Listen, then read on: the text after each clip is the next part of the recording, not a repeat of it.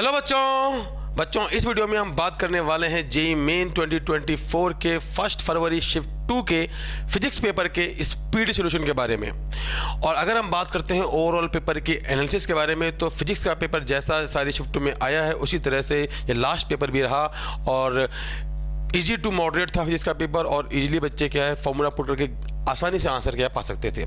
साथ ही साथ अगर बात करें केमिस्ट्री के पेपर के बारे में, तो केमिस्ट्री का पेपर एज यूजुअल इजी रहा और मैथ का पेपर रहा मॉडरेट। जैसे कि सारी शिफ्टें आई हैं मोर और लेस, वैसे ही ये पेपर भी बैलेंस्ड रहा और ओवरऑल पेपर का जो शिफ्टिंग थी that was actually toward the easy to moderate. तो बच्चों हम टाइम ना वेस्ट करते हुए चलिए फटाफट शुरू करते हैं अपने फिजिक्स का डिस्कशन और देखते हैं कौन कौन से क्वेश्चन आए, क्योंकि फिजिक्स का पेपर बहुत ज़्यादा सिंपल था। तो चलिए बच्चों शुरू करते हैं फटाफट अपना डिस्कशन और देखते हैं कौन से क्वेश्चन आए। पहला क्वेश्चन देखिए क्या बोल रहा है, if the power of the light source is P and frequency of photon emitted is F, find the number of photons emitted in time T। Photo electric effect का बहुत ही एक आसान सा क्वेश्चन है। देखिए हमसे क्या बोल रहा है, पावर सोर्स की कितनी हमारे यहाँ पर P के बराबर है, तो T टाइम में ये जो लाइट इमिट करेगा वो कितनी लाइट इमिट करेगा, P इंटू T। और हमसे बोल रहा है क्या, अगर फोटोन की फ्रीक्वेंसी F है तो बताइए कितने नंबर ऑफ फोटॉन्स इमिट हो जाएंगे T टाइम में। तो इतनी अमाउंट ऑफ एनर्जी इमिट हो जाएगी। एक फोटोन की एनर्जी कितनी होती है हम जानते हैं, H इंटू F। तो अगर n फोटोन इमिट हुए तो n into H into F किसके बराबर होगा, PT के बराबर होगा, क्योंकि PT क्या है total amount of energy emitted और एक फोटोन की एनर्जी है HF, और अगर n फोटोन इमिट हो रहे हैं तो PT इक्वल टू क्या आएगा इस केस में NHF के बराबर आएगा क्योंकि टोटल एनर्जी बराबर होगी। तो यहाँ से जो नंबर ऑफ फोटोन आ जाएंगे हमारे वो कितने आ जाएंगे इस केस में, PT divide by H into F। तो this is the total number of photon which will B emitted in T time. Simple question था, है कि नहीं? बताइए टफ क्वेश्चन है क्या ये तो बहुत ही आसान है। चलिए आगे बढ़ते हैं, देखते हैं नेक्स्ट क्वेश्चन। ये हमारा है करंट का क्वेश्चन। क्या बोल रहा है, if in the metre bridge as shown below the null point is at 40 centimetre from A, if R is shunted by 2 ohm then the distance of the new balance point from A कितना होगा। Initially अगर बात करें यहाँ पर अभी इस metre bridge में अगर हम बात करें तो हमको R की वैल्यू पर निकाल लेते हैं कि R की वैल्यू कितनी आएगी। हम जानते हैं इस केस में ये टोटल अगर क्या 40 है तो ये कितना होगा 60 सेंटीमीटर।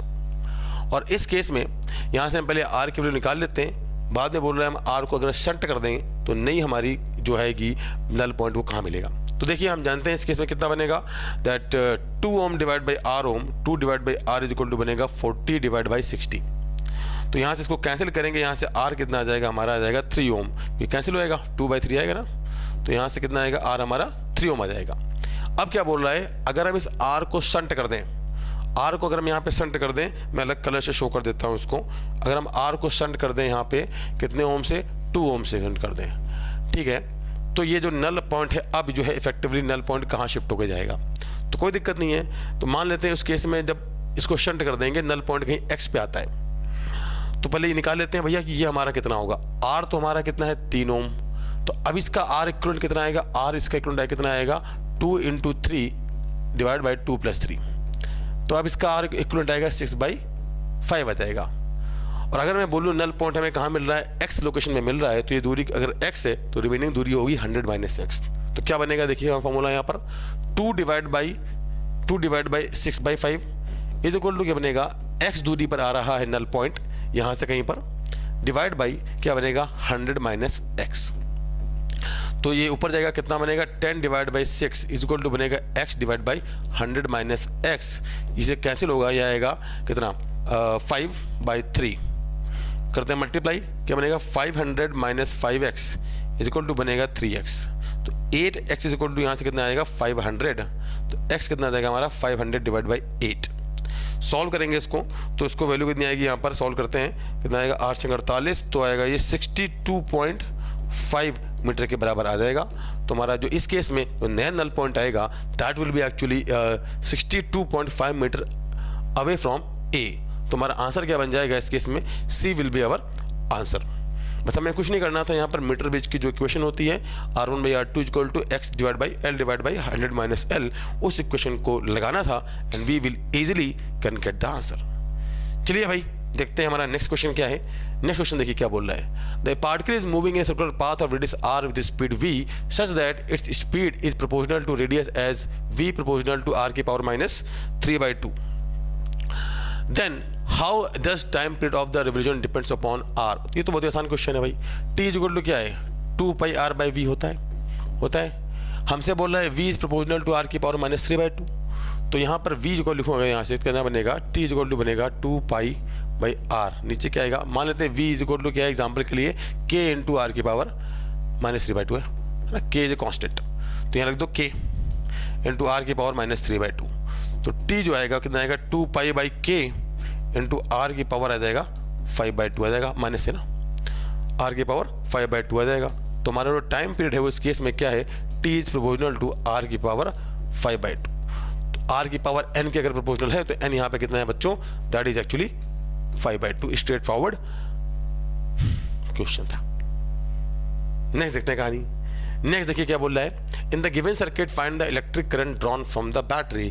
करंट इलेक्ट्रिसिटी का एक और देखिए आसान सा क्वेश्चन क्या बोल रहा है। इस केस में हमको बताना है ये बैटरी है 10 ओम 10 ओम 5 ओम 5 ओम और 5 ओम लगा हुआ है। देखकर ही दिख गया है क्या बन रहा है, ये बैलेंस्ड व्हीटस्टोन ब्रिज बन रहा है। तो हमसे बोल रहा है बैटरी से यहाँ कितनी करंट ड्रॉन होगी। देखिए R1/R2 इक्वल टू R3/R4 है। तो इस केस में इसका तो कोई मतलब नहीं है ना, इसका तो कोई मतलब नहीं है। तो इस यहाँ से जो करंट जाएगी वो करंट यहाँ पर निकल जाएगी, ऐसे जो करंट यहाँ जाएगी वो यहाँ निकल जाएगी। मतलब ये दोनों आपस में किसमें है, सीरीज में।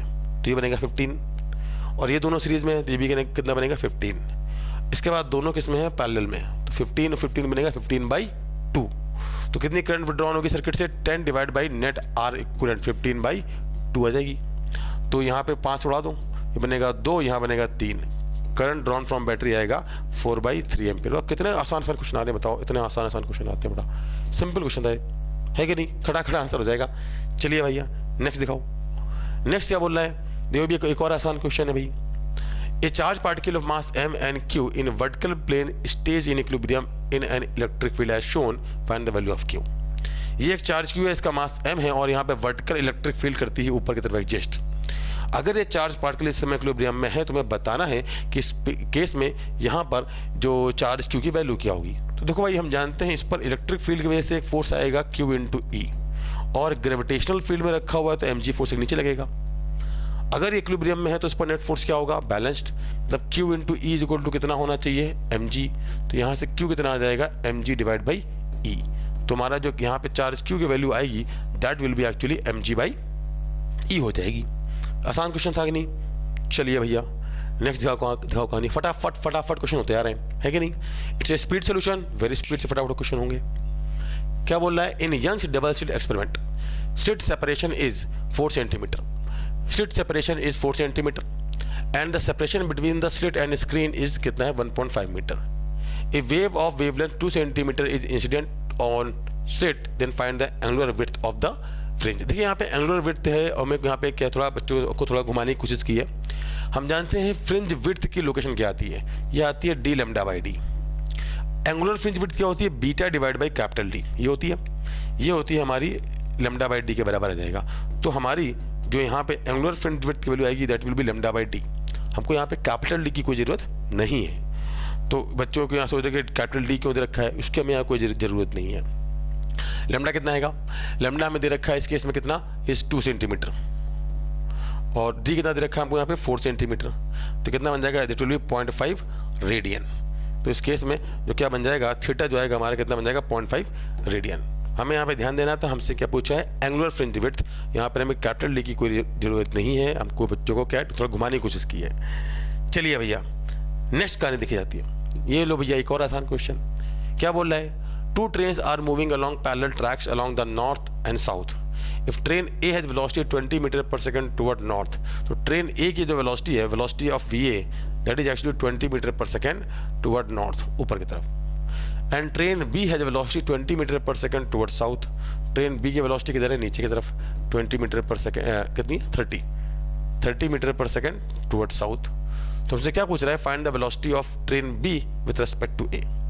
तो वेलोसिटी ऑफ ट्रेन B क्या आएगा विथ रेस्पेक्ट टू A। आसान भाषा में इसका वेलोसिटी वेक्टर पलट के उसको दे दो, अदरवाइज अपन क्या सिंपली मैथ से भी निकाल सकते हैं। क्या बनेगा, VB vector minus of VA vector, ये बन जाएगा। तो VB वेक्टर में माइनस ऑफ VA पलट के जोड़ोगे तो कितना आएगा, 30 प्लस 20 नीचे की तरफ कितना आ जाएगा 50। चाहे मैं लिख देता हूँ इस केस में, ये कितना है 30, इसको x मान लो, इसको मान लो y, 30 माइनस जे कैप, ये लिखा हुआ है, माइनस ऑफ 20, ये किधर है, जे कैप में। तो वेलोसिटी क्या आएगी, 50 माइनस जे कैप। मतलब जो बी की वेलोसिटी है ए के रेस्पेक्ट में किधर है, 50 मीटर पर सेकेंड, किधर की तरफ, नीचे की तरफ। तो toward the south will be the answer, 50 metre पर second toward the south. Simply फटाफट क्वेश्चन होते आ रहे हैं बेटा। नेक्स्ट दिखाइए कहानी क्या है। नेक्स्ट क्वेश्चन भी बहुत ही आसान क्वेश्चन है। मॉडर्न फिजिक्स का सिंपल क्वेश्चन है। क्या बोल रहा है, इन transition from n to 2, n is equal to 2 to n is equal to 1 in hydrogen atom, frequency emitted is f0। अच्छा, then the frequency for the transition n is equal to 3 to n is equal to 1 कितना होगा। देखो हम जानते हैं, अगर बात करें, मैं बना देता हूँ एक बार, कोई दिक्कत नहीं है। ये n is equal to कितना है, 1 है, ये n is equal to 2 है, और यहाँ पे n is equal to 3 है ना। अगर 2 से 1 में ट्रांजिशन हो रहा है तो जो भी फोटोन इमिट होगा उसकी जो एनर्जी होगी वो किसके बराबर होगी, इन दोनों के एनर्जी गैप के बराबर होगी। तो जो भी फोटोन इमिट होगा उसकी एनर्जी डेल्टा ई क्या आएगा, E2 माइनस E1 के बराबर आएगा। E2 क्या है हमारा, माइनस 13.6 डिवाइड बाई कौन सा एटम है, हाइड्रोजन एटम। तो Z1 1 बन जाएगा। क्या होता है formula, minus 13.6 divide by n square. n कितना है यहाँ पे, 2 का square, minus of minus 13.6 divide by 1 का स्क्वायर। ये कितना आएगा हमारा, ये आएगा h इंटू एफ। जो फोटोन इमिट होगा उसकी एनर्जी कितनी होगी, इन दोनों के एनर्जी गैप के बराबर होगा, और उसकी एनर्जी कितनी होगी, h into F not. F not क्या है, यहाँ फिलहाल तो इसकी फ्रिक्वेंसी है, या फिर SC बाई लैम्डा। हमसे फ्रिक्वेंसी के टर्म में पूछा है, इसलिए मैंने इसको f के टर्म में लिखा है HF। अगर वेवलेंथ पूछी होती तो हम जानते हैं, ये इसी को सॉल्व करते हैं, तो वेवलेंथ का फॉर्मूला आता है 1 by lambda equal to r 1 by n1 square minus 1 by n2 square, यहीं से आता है। तो एफ नॉट कितना बनेगा, देखिए लिखता हूँ एक बार। एफ नॉट कितना बन गया, ये 13.6 1 माइनस 1 बाई 4 है ना, डिवाइड बाई h कर दो। एफ नॉट कितना आ गया, 13.6 divide by h into 3 by 4, ये आ गई एफ नॉट की वैल्यू। अब हमसे क्या बोल रहा है, अगर ये 3 से 1 में आया तो उस समय क्या होगा, उस समय यहाँ पे एफ नॉट फ्रिक्वेंसी थी, यहाँ एफ फ्रिक्वेंसी दे रखी है। एफ डैश बोल लो, कुछ जो बोलना है बोलो, एफ बोल लेते हैं। तो इस केस में कितनी आएगी energy gap, H F equal to आएगा E3 माइनस E1, ये बन जाएगा। ये आ गया माइनस 13.6 बाई 3 का square, minus of minus 13.6 divide by 1 का स्क्वायर बन जाएगा।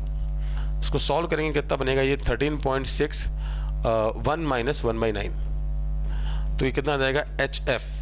तो यहाँ से F आ जाएगा कितना, H divide 13.6 divide by H into 8 by 9। ये इसको क्वेश्चन नंबर 1 बोल दो, इसको क्वेश्चन नंबर 2 बोल दो। अगर मैं F divide by F not करूँ, डिवाइड मार दूँ, तो क्या बनेगा 13.6 divide by H into 8 by 9 divide by 13.6 by H ऊपर जाएगा और बनेगा 3 बाई 4, तो 3 डिवाइड बाई 4 ऊपर जाएगा, ये इससे उड़ गया। तो यहाँ से F कितना बन जाएगा, 32 डिवाइड बाई 27 F नॉट। तो frequency of n is equal to 3 to 1 जो आएगी वो क्या आएगी, F इज इक्वल टू आएगा 32 बाई 27 F नॉट, और F नॉट के टर्म में हमारा क्या बन जाएगा, यहाँ पर ये फ्रीक्वेंसी आ जाएगी।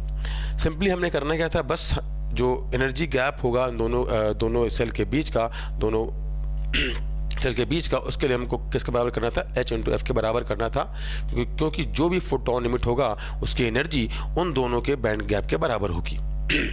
चलिए भाई नेक्स्ट कहानी देखते हैं। नेक्स्ट क्वेश्चन क्या है, देखो क्या बोला है, in an isobaric process warden by the gas, जो है आइसोबारिक प्रोसेस में हमसे बोला है वार्डन बाय गैस कितना है, 200 जूल है।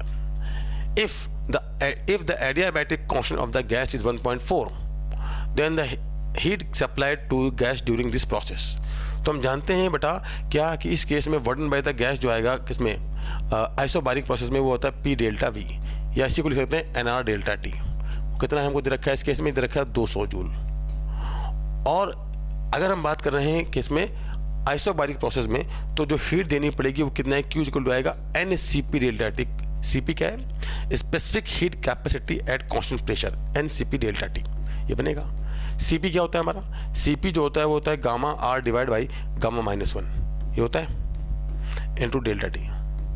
गामा कितना रखा है 1.4 डिवाइड बाई कितना बनेगा, ये 1.4 माइनस 1 बनेगा 0.4, और NR डेल्टा T, देखो NR डेल्टा T के लिए हमको दे रखी है 200 जूल। ये कितना बन गया, ये बन गया 7/2, तो 7/2 इंटू ये बन गया कितना हमारा, बन गया है 200 जूल। ये इससे कैंसिल होगा तो जो हीट देनी पड़ेगी वो कितना आ जाएगा, हमारा डायरेक्टली आ जाएगा, कितना आ जाएगा 700 जूल के बराबर आ जाएगा हमारा टोटल हीट गिवन। बताओ कितना आसान क्वेश्चन था, सिंपली फटाफट फटाफट वैल्यू पुट करते आओ, खटाखट आंसर मिलता जाएगा। नेक्स्ट कहानी देखते हैं भैया। नेक्स्ट क्या बोला, देखो ये भी का आसान सा क्वेश्चन है। क्या बोल रहा है, a Wheatstone bridge in which resistance PQ is temperature dependent. ये हमको एक व्हीट स्टोन ब्रिज रखा है 0.8 मिलीओम, 1 मिलीओम, 2 मिलीओम और 3 मिलीओम। यहाँ लगा है गैल्वेनोमीटर और ये है PQ। क्या बोल रहा है, P से Q के बीच का जो रेजिस्टेंस है वो एक्चुअली टेम्परेचर पे डिपेंड कर रहा है। अच्छा ठीक है, if temperature is increase from 0 to 25 degree Celsius then deflection in galvanometer become 0। अच्छा क्या बोल रहा है, इनिशियली अभी टेम्परेचर 0 है, जब ये हमारा 25 हो जाएगा, 25 डिग्री सेल्सियस हो जाएगा, उस समय ये क्या है, गैल्वेनोमीटर में कोई डिफ्लेक्शन नहीं आता। अगर आप अभी देखो ध्यान से तो ये एक बैलेंस्ड व्हीट स्टोन ब्रिज नहीं है, अनबैलेंस्ड है। तो 25 डिग्री सेल्सियस पर यहाँ पर इतना हो जाएगा रेजिस्टेंस की कैसा हो जाए, बैलेंस हो जाए। तो हमसे पूछ रहा है टेम्परेचर कोफिशिएंट ऑफ रेजिस्टिविटी कितना होगा। देखिए भाई, तो एक बार चेक कर लेते हैं कि भाई जब ये बैलेंस्ड होगा उस समय इसका कितना होगा रेजिस्टेंस। तो मान लेते हैं जब ये बैलेंस्ड होगा तब की बात कर रहा हूँ, at the time of balance उसका रेजिस्टेंस R है। शुरू में तो 2 मिलीओम है, बट जब बैलेंस होगा उस समय R है। तो जब बैलेंस होगा उस केस में कहानी क्या होगा, R1/R2 इक्वल टू R3/R4 होगा। कितना बनेगा, 0.8 milliohm divide by 1, that should be equal to, milliohm लिखता हूँ एक बार, कोई दिक्कत नहीं, मिलीओम डिवाइड बाई, ये भी मिलीओम में ही है, कोई दिक्कत नहीं, वैसे उड़ जाएगा वैसे भी वो। R डिवाइड बाई कितना बनेगा, 3 मिलीओम। ये इससे उड़ गया, ये कितना बन गया, यहाँ से इसको 10 करो, ऐसे करो 10 बन जाएगा ना। उड़ाएंगे कितने से, 4 से, 2 से उड़ेगा, यहाँ के 4, यहाँ के 5। तो यहाँ से R कितना बन गया, R आ गया हमारा कितना 12/5 कितना बन गया, ये 2.4 ओम, 2.4 मिली ओम। मतलब जब ये बैलेंस्ड व्हीट स्टोन ब्रिज होगा उस समय R की वैल्यू जो होगी PQ के बीच में जो लगा हुआ रेजिस्टेंस है दैट इज एक्चुअली 2.4 मिलीओम। अभी कितना है, अभी 2 मिलीओम है। तो इसका मतलब क्या है, जब 25 डिग्री सेल्सियस टेम्परेचर हो जाएगा उस समय इसका रेजिस्टेंस 2.4 मिलीओम होगा। हम जानते हैं क्या होता है resistance, R dash equal to होता है R0 1 plus alpha delta T होता है। तो फाइनल कितना रेजिस्टेंस हो गया, 2.4 मिलीओम। इनिशियली कितना था, 2 मिलीओम था, ये लिखा है, और 1 plus alpha delta T। Delta T कितना है, टेम्परेचर में चेंज। आप इसको डिग्री सेल्सियस में लिखो या केल्विन स्केल में, दोनों में ही डेल्टा T कितना आएगा, सेम आएगा, इसलिए इसको लिख दो 25। ये मिलीओम से मिलीओम गया, ये कितना बनेगा, ये 0 से यहाँ लगा दिया 0 1, और इसको उड़ा दे अपन, किससे उड़ा दे, 4 से, तो बनेगा 6/5। 6/5 इज इक्वल टू बनेगा 1 प्लस 25 अल्फा। यह आएगा 1 बाई कितना बनेगा, यहाँ लिखता हूँ इधर, 1/5 इज इक्वल टू बन गया 25 अल्फा। तो अल्फा कितना बनेगा यहाँ पे इस केस में 1/125।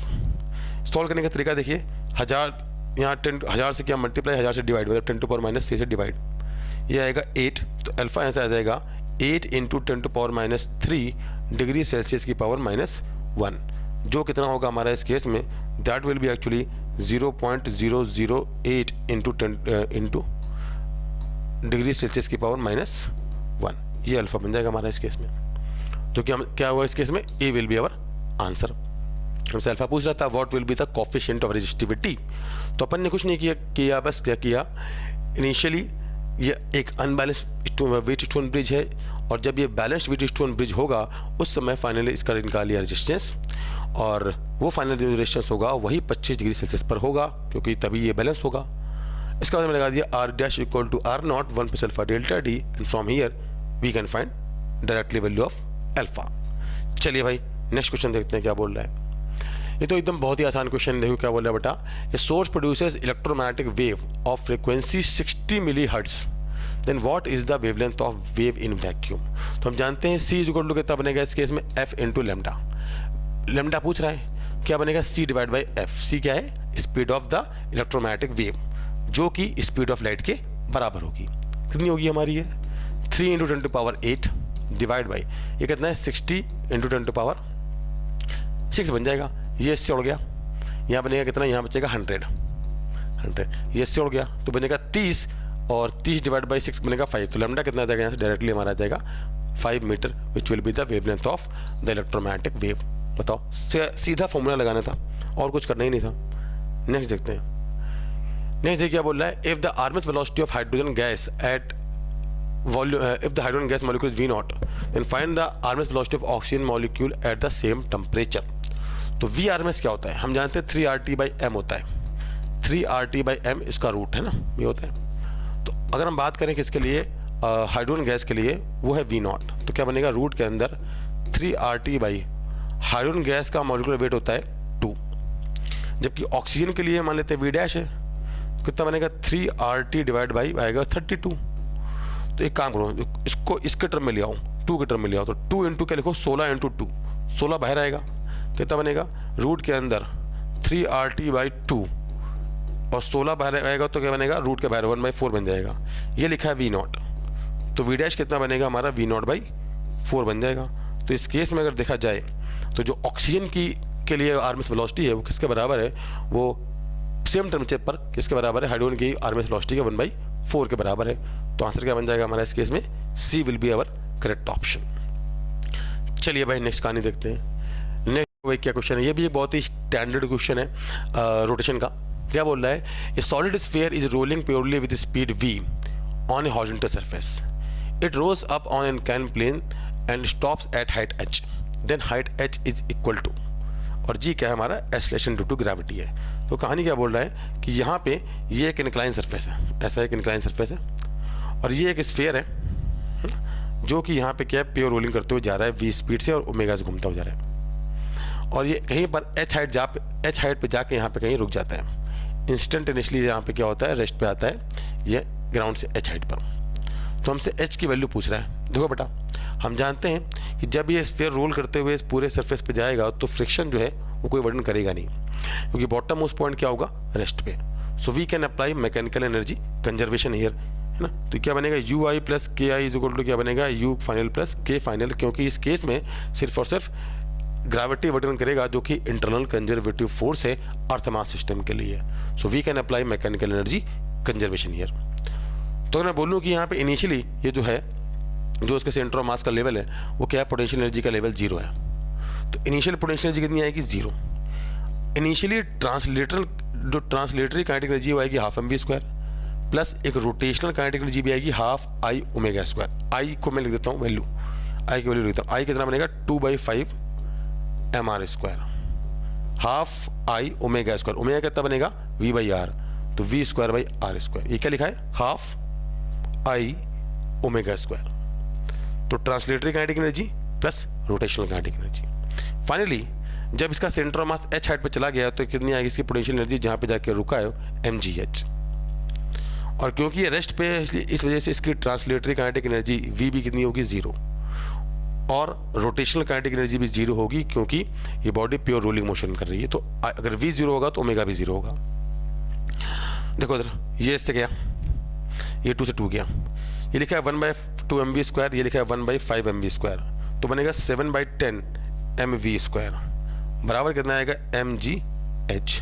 m से मुड़ गया, हमसे पूछ रहा है इस केस में h बताओ, h कितना आएगा, देखो यहाँ से h कितना आएगा 7/10 v²/g will be our the maximum height, जो इस केस में आएगी कितना आएगा 7/10 v²/g which will be the height attain by the solid sphere during pure rolling motion in this condition. ये अंगे छड़ा मारने फर्क नहीं पड़ता वैसे भी कुछ। तो सिंपल क्वेश्चन था, खटाखट बस मैकेनिकल एनर्जी कंजर्वेशन लगाइए और खटाक से क्या डायरेक्ट एक लाइन में आंसर आ जाएगा। चलिए भैया नेक्स्ट कहानी दिखाओ। नेक्स्ट देखो, ये तो एकदम ही आसान क्वेश्चन है। क्या बोल रहा है, in the figure shown find the ratio of tension in string T1 and T2। T2 कितना आएगा, देखो अगर हम इसको सिस्टम माने तो T2 की वैल्यू आएगी कितनी आएगी, T2 आएगा 1 × G, mg आएगा ना, तो आएगा 1G, 1 × G mg। जबकि T1 के लिए अगर इस पूरे को सिस्टम मानेंगे, इस पूरे को सिस्टम मानेंगे तो इसमें कितना फोर्स लगेगा, 1 × G नीचे, यहाँ कितना लगेगा 3G नीचे, क्योंकि T2 तो कैसा फोर्स होगा, इंटरनल फोर्स होगा ना, जब आप इसको पूरे को सिस्टम मानोगे। तो T1 कितना आएगा इस केस में हमारा आ जाएगा 4G।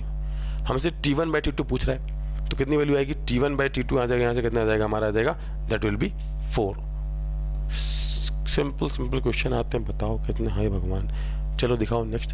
ये देखो एक और आसान question, if the ratio T1 divided by T2 of time period of two pendulum is shown, then what will be the ratio? बताना है। तो क्या बोला, दो पेंडुलम है, लेंथ दोनों की सेम है, एक में बॉब का मास m, दूसरे में मास 2m, इनके टाइम पीरियड का रेशियो बताना है। हम जानते हैं कि जो टाइम पीरियड होता है 2 पाई रूट के अंदर L/G ये होता है ना, ये मास से तो इंडिपेंडेंट होता है, मास ऑफ द बॉब से इंडिपेंडेंट होता है, तो मास ऑफ द बॉब से कोई फर्क पड़ता नहीं है। दोनों ही केस में कहानी क्या आएगी, जो टाइम पीरियड आएगा कितना आएगा, इस केस में सेम आएगा।